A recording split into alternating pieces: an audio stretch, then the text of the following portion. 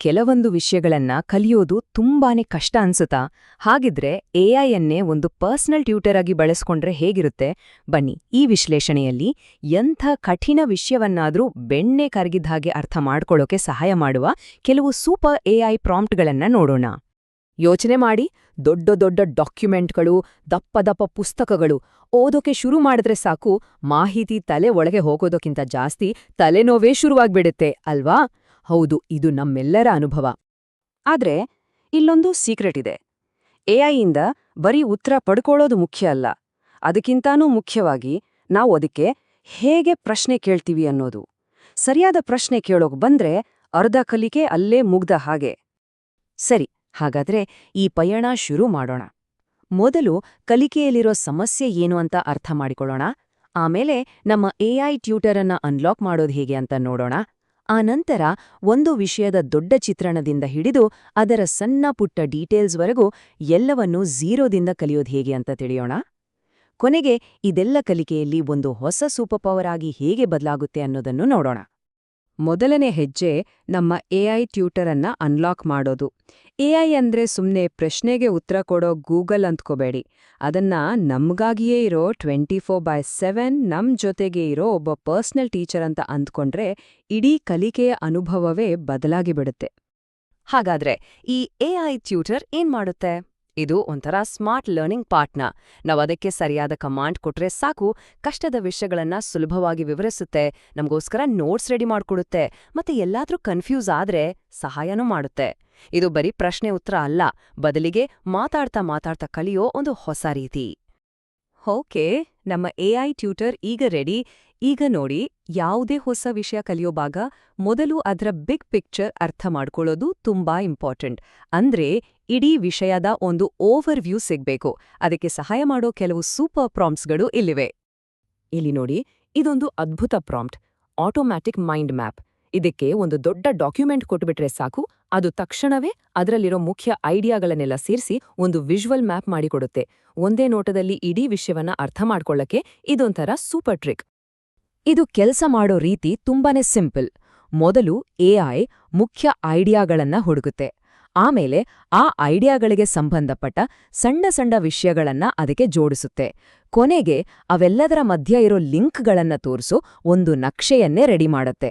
ಇದರಿಂದ ಏನಾಗತ್ತೆ ಅಂದ್ರೆ, ಯಾವ ವಿಷಯ ಯಾವುದಕ್ಕೆ ಸಂಬಂಧಿಸಿದ್ದು ಅಂತ ಕ್ಲಿಯರ್ ಆಗಿ ಗೊತ್ತಾಗತ್ತೆ. ಹಾಗಾಗಿ ನೆನ್ಪಿಟ್ಕೊಳ್ಳೋದು ಕೂಡ ತುಂಬಾ ಸುಲಭ ಆಗುತ್ತೆ. ಸರಿ, ಈಗ ವಿಷಯದ ಬಿಗ್ ಪಿಕ್ಚರ್ ಸಿಕ್ತು. ಈಗ ಇನ್ನಷ್ಟು ಆಳಕ್ಕೆ ಇಳಿದು ಸಣ್ಣ ಸಣ್ಣ ಡೀಟೇಲ್ಸ್ಗಳನ್ನ ಅರ್ಥ ಮಾಡ್ಕೊಳ್ಳೋ ಸಮಯ. ಒಂದು ಡಾಕ್ಯುಮೆಂಟ್ನಲ್ಲಿ ಇರೋ ತುಂಬನೇ ಕಷ್ಟಕರವಾದ ಭಾಗಗಳನ್ನ ಅರ್ಥ ಮಾಡ್ಕೊಳ್ಳೋಕೆ ಮುಂದಿನ ಪ್ರಾಂಪ್ಟ್ಗಳು ಹೆಲ್ಪ್ ಮಾಡುತ್ತವೆ. ಇಲ್ಲಿ 2 ತುಂಬಾನೇ ಪವರ್ಫುಲ್ ಪ್ರಾಂಪ್ಟ್ಸ್ಗಳಿವೆ. ಮೊದಲನೇದು ಕಷ್ಟವಾದ ಪದಗಳು ಮತ್ತೆ ಕಾನ್ಸೆಪ್ಟ್ಸ್ಗಳನ್ನ ಕ್ಲಿಯರ್ ಮಾಡೋಕೆ. ಇನ್ನೊಂದು ತುಂಬಾ ಕಷ್ಟ ಅನ್ಸೋ ಭಾಗಗಳನ್ನ ಉದಾಹರಣೆಗಳು ಅಥವಾ ಹೋಲಿಕೆಗಳ ಮೂಲಕ ಸುಲಭವಾಗಿ ಅರ್ಥ ಮಾಡ್ಕೊಡೋಕೆ. ಮೊದಲನೇ ಪ್ರಾಂಪ್ಟ್, ಪ್ರಮುಖ ಪರಿಕಲ್ಪನೆಗಳು. ಇದು ಒಂಥರ ಪರ್ಸನಲ್ ಡಿಕ್ಷನರಿ ಇದ್ದ ಹಾಗೆ. ಯಾವುದೇ ಟಾಪಿಕ್ನಿರೋ ಕಷ್ಟದ ಪದಗಳನ್ನು ಗುರುತಿಸಿ ಪರೀಕ್ಷೆಗೆ ಬರೆಯುವಷ್ಟು ಕ್ಲಿಯರ್ ಆಗಿ ವಿವರಿಸುತ್ತೆ. ಇದರಿಂದ ಏನಾಗುತ್ತೆ ಅಂದ್ರೆ, ಹೊಸ ವಿಷಯ ಕಲಿಯುವಾಗ ಫೌಂಡೇಶನ್ ತುಂಬಾನೇ ಸ್ಟ್ರಾಂಗ್ ಆಗುತ್ತೆ. ಎರಡನೇ ಪ್ರಾಂಪ್ಟ್ ಅಂತೂ ಇನ್ನೂ ಅದ್ಭುತವಾಗಿದೆ, ವಿಷಯವನ್ನು ಸರಳಗೊಳಿಸಿ. ಇದು ಗಂಟಾಗಿರೋ ವಿಷಯವನ್ನ ಬಿಡಿಸಿ ಸಿಂಪಲ್ ಆಗಿ ಹೇಳುತ್ತೆ. ತುಂಬಾನೇ ಕಷ್ಟ ಅನ್ಸೋ ಪ್ಯಾರಾಗ್ರಾಫ್ ಅನ್ನ ಗುರ್ತಿಸಿ ಅದನ್ನ ನಮ್ಮ ದಿನನಿತ್ಯದ ಜೀವನದ ಉದಾಹರಣೆಗಳ ಜೊತೆ ವಿವರಿಸುತ್ತೆ. ಇದ್ರಿಂದ ಕಬ್ಬಿಣದ ಕಡಲೆ ಅನ್ಸೋ ವಿಷಯ ಕೂಡ ಅಷ್ಟೇ ಸುಲಭವಾಗಿ ಅರ್ಥ ಆಗ್ಬಿಡುತ್ತೆ. ಸರಿ, ಒಂದು ವೇಳೆ ಯಾರಿಗಾದ್ರೂ ಒಂದು ವಿಷಯದ ಬಗ್ಗೆ ಝೀರೋ ನಾಲೆಜ್ ಇದ್ರೆ ಏನ್ ಮಾಡೋದು?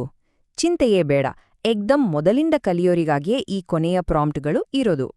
ಯಾವುದೇ ಡಾಕ್ಯುಮೆಂಟ್ ಅನ್ನ ಹೊಸದಾಗಿ ಕಲಿಯೋರ್ಗಾಗಿ ಒಂದು ಸ್ಟ್ರಕ್ಚರ್ಡ್ ಕೋರ್ಸ್ ಆಗಿ ಬದಲಾಯಿಸೋಕೆ 2 ದಾರಿಗಳಿವೆ. ಒಂದು, ಇಡೀ ವಿಷಯವನ್ನ ಒಂದೇ ಗೈಡೆಡ್ ಕ್ಲಾಸ್ ಆಗಿ ಮಾಡೋದು. ಇನ್ನೊಂದು, ಪ್ರತಿ ಚಾಪ್ಟರ್ ಅನ್ನು ಒಂದೊಂದು ಮಿನಿ ಕ್ಲಾಸ್ ಆಗಿ ಡಿವೈಡ್ ಮಾಡೋದು.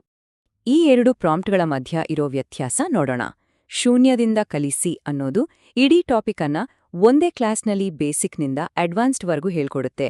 ಆದ್ರೆ ಅಧ್ಯಾಯವಾರು ತರಗತಿಗಳು ಅನ್ನೋದು ಪ್ರತಿಯೊಂದು ಚಾಪ್ಟರ್ ಅನ್ನು ಒಂದೊಂದು ಪ್ರತ್ಯೇಕ ಪಾಠದ ಹಾಗೆ ಮಾಡುತ್ತೆ. ಒಂದೊಂದೇ ವಿಷಯವನ್ನ ನಿಧಾನವಾಗಿ ಕಲಿಯೋರ್ಗೆ ಇದು ಬೆಸ್ಟ್. ಅವರವರ ಕಲಿಕೆಯ ಶೈಲಿಗೆ ಯಾವುದು ಸರಿ ಹೊಂದುತ್ತೋ ಅದನ್ನ ಆಯ್ಕೆ ಮಾಡ್ಕೊಳ್ಬಹುದು.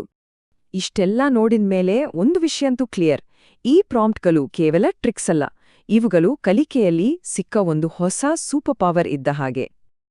ಇದು ಬರೀ ಕೆಲವು ಟೆಕ್ನಿಕ್ಗಳ ಲಿಸ್ಟ್ ಅಷ್ಟೇ ಅಲ್ಲ, ಅದಕ್ಕಿಂತಾನೂ ಮಿಗಿಲಾಗಿ ಇದೊಂದು ಹೊಸ ಸ್ಕಿಲ್ಲನ್ನೇ ಕಲಿಯೋದು. ಅಂದ್ರೆ ನಮ್ಮ ಕಲಿಕೆಯನ್ನ ಫಾಸ್ಟ್ ಮಾಡಕ್ಕೆ ಎಐ ಜೊತೆ ಸ್ಮಾರ್ಟ್ ಆಗಿ ಮಾತಾಡೋದು ಹೇಗೆ ಅನ್ನೋ ಕಲೆ ಇದು. ಹಾಗಾದರೆ ಈ ಎಲ್ಲದರ ಸಾರಾಂಶ ಏನು? ಅದು ಈ ಒಂದು ಮಾತಿನಲ್ಲಿದೆ ನೋಡಿ. ಇವತ್ತಿನ ದಿನದಲ್ಲಿ ಅತಿ ಮುಖ್ಯವಾದ ಸ್ಕಿಲ್ ಅಂದ್ರೆ ಉತ್ತರ ಹುಡುಕೋದಲ್ಲ, ಬದಲಿಗೆ ಒಂದು ಪರ್ಫೆಕ್ಟ್ ಪ್ರಶ್ನೆ ಕೇಳೋದು. ಎಐ ಯುಗದಲ್ಲಿ ಈ ಮಾತು 100% ಸತ್ಯ.